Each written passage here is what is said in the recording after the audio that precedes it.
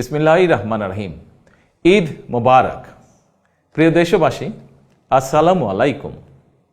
ত্যাগ, তাকওয়া আর সংযমের শিক্ষা দিয়ে বিদায় নিয়েছে পবিত্র মাহে রমাদান।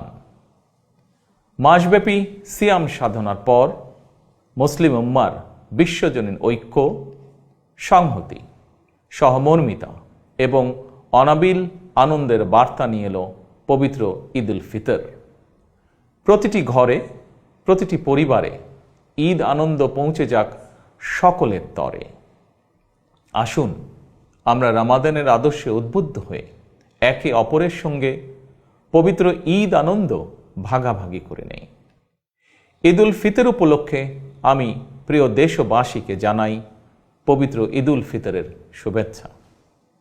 বাংলাদেশ সহ বিশ্ব মুসলিম উম্মার প্রতি জানাই আন্তরিক অভিনন্দন ও মোবারকবাদ।